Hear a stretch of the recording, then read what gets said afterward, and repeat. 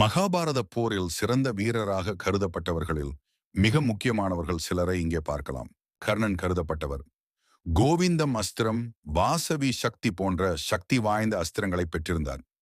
ஒரு அற்புதமான தனுர் வித்தைக்காரர் மற்றும் தன்னலமில்லா தானம் செய்த வீரர். ஆனால் அர்ஜுனனிடம் இறுதியில் வீழ்ந்தார். இரண்டாம் அர்ஜுனன். மகாபாரத போரில் மிக முக்கியமான வீரர் அர்ஜுனன்.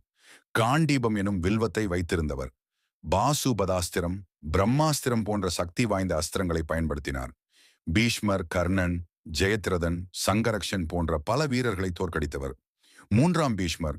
யுத்த துறவில் அதீத நிபுணர். மகாபாரத போர் நடக்கும்போது பீஷ்மர் வயது முதிர்ந்திருந்தாலும் அவரை தோற்கடிக்க யாராலும் முடியவில்லை. சரியான பரசுராமரிடமும் வில்வித்யை கற்றவர். யோசித்து போராடிய மாபெரும் சாமர்த்திய வீரர். பத்மவியூக போன்ற பல சூழ்ச்சிகளை உருவாக்கினார். இச்சை மரணத்தை பெற்ற ஒரே வீரர். நான்காம் திரௌபதி சுதன். அபிமன்யு சிறந்த இளமை வீரர். கிருஷ்ணனின் அன்பு சகோதரன். பத்மவியூகத்தை உடைத்து நுழைந்த ஒரு குறைந்த வயது வீரர். கர்ணன், துரியோதனன், சல்யன், கௌரவர்களின் பல சிரேஷ்ட வீரர்களின் தாக்குதலுக்கு முற்றுப்புள்ளி வைத்தார். ஆனால் பலரால் சேர்ந்து தாக்கப்பட்டு இறுதியில் வீரச்சாவு அடைந்தார். ஐந்தாவது குரு பரம்பரையில் சிறந்த ஆயுத வீரர்.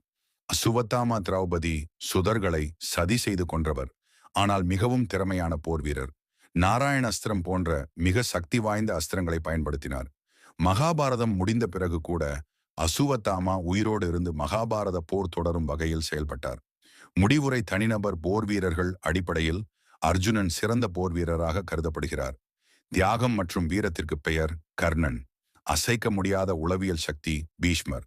யுத்த தந்திர நிபுணர் கிருஷ்ணர். அவர் நேரடியாக போர் செய்யவில்லை, ஆனால் அனைத்து முடிவுகளையும் கட்டுப்படுத்தியவர். கடைசியாக மகாபாரதம் ஒரு ஏகபட்சமான போர் அல்ல, இது பல போர் வீரர்களின் மாபெரும் வீரத்தை கொண்டது.